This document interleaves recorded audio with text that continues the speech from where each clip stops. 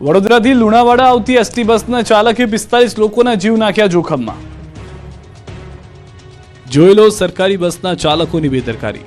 સલામત સવારી એસટી અમારી, જો કંઈ થાય તો જવાબદારી તમારી સૂત્ર સાથે સાર્થક કરતા દ્રશ્યો છે મહીસાગરના। અહીં ચાલુ બસે મોબાઈલમાં વ્યસ્ત ડ્રાઈવરે મુસાફરોના જીવ જોખમમાં મૂક્યા। ડ્રાઈવર ચાલુ બસે ફોનનો ઉપયોગ કરતો નજરે પડ્યો। વડોદરાથી લુણાવાડા આવતી એસટીનો ચાલક મોબાઈલમાં વ્યસ્ત હતો। પૂરપાટ બસ ચલાવી રહ્યો હતો। ચાલુ બસે ફોનના ઉપયોગને લઈને મુસાફરોમાં રોષ જોવા મળ્યો। બસમાં સવાર 45 મુસાફરોના જીવ તાળવે ચોંટ્યા। આ ડ્રાઈવર સામે કાર્યવાહી કરવા માંગ ઉઠી છે। બીજી તરફના દ્રશ્યો રાજકોટના છે। આ મહાશયને માવો ખાવાની એટલી તલબ હતી કે તેણે પ્રવાસીઓની જીવની પણ પરવા ના કરી। બીઆરટીએસ બસ ચાલક બિંદાસ માવો ઘસતો નજરે પડે છે। સ્ટીયરિંગ પર માવો ઘસવાનું પાટિયું મૂકી કોઈ રોકટોક વગર માવો ઘસી રહ્યો છે। બસ ચાલતી હતી, ડ્રાઈવર માવો ઘસવામાં મશગુલ હતો। તેણે જરા પણ વિચાર ન કર્યો કે અકસ્માત સર્જાશે તો આટલા પ્રવાસીઓનું શું થશે। સુરતમાં લાજ શરમ નેવે મૂકી હોળીની ઉજવણી, શિવશક્તિ માર્કેટના વેપારીઓનું દુઃખ ઠુમકામાં વિસરાયું। જેમના પૌત્ર હોળીની ઉજવણી કરવા જેવડા છે તેવા દાદાએ સુરતમાં ફાગોત્સવના નામે લાજ શરમ નેવે મૂકી। દાદાએ ડાન્સર સાથે નગ્ન નાચ કરી સુરતની આબરૂના ધજાગરા ઉડાડ્યા।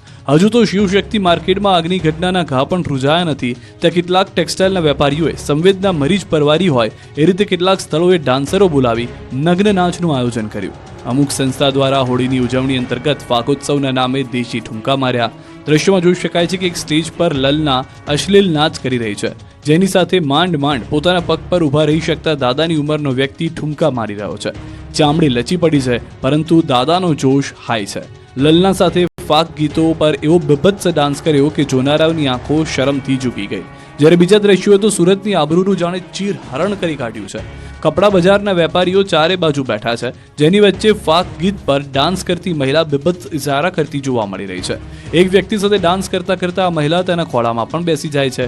ફરી અશ્લીલ ઇશારા કરતા બીજા વ્યક્તિના હાથમાંથી પૈસા લઈ નૃત્ય કરવા માંડે છે। ત્યારબાદ ડાન્સર મહિલા પર બીજો એક વ્યક્તિ નોટો ઉડાડતો દેખાય છે। આ વિડીયો ટેક્સટાઇલ વર્તુળની સાથે શહેરભરમાં ચર્ચાનો વિષય બન્યો છે। આયોજકો સામે ફિટકારનો વરસાદ થઈ રહ્યો છે।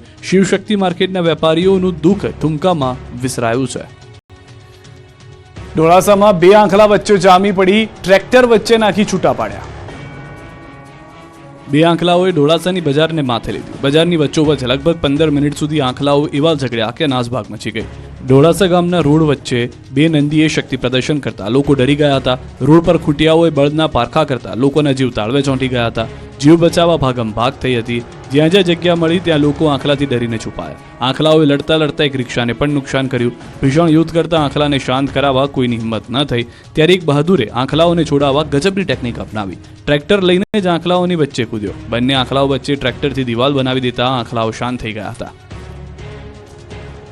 રાજુલાના રામપરામાં 5 ફૂટની દિવાલ કૂદી સાવજોનું ટોળું ઘૂસી ગયું। 5 થી 6 ફૂટ ઊંચી દિવાલ કૂદી એક બાદ એક સાવજો રાજુલાના રામપરા ગામમાં ઘૂસ્યા। અમરેલી જિલ્લાના રાજુલા તાલુકાના રામપરા ગામમાં સિંહોની લટાર સતત વધી રહી છે। હવે સીસીટીવી ફૂટેજમાં સિંહો રાત્રિના સમયે ઊંચી દિવાલો કૂદીને ગામમાં પ્રવેશતા જોવા મળ્યા છે। ગામની આસપાસ સિંહોનો વસવાટ મોટા પ્રમાણમાં વધ્યો છે। આના કારણે સ્થાનિક રહીશો ભયભીત છે અને મુશ્કેલીનો સામનો કરી રહ્યા છે।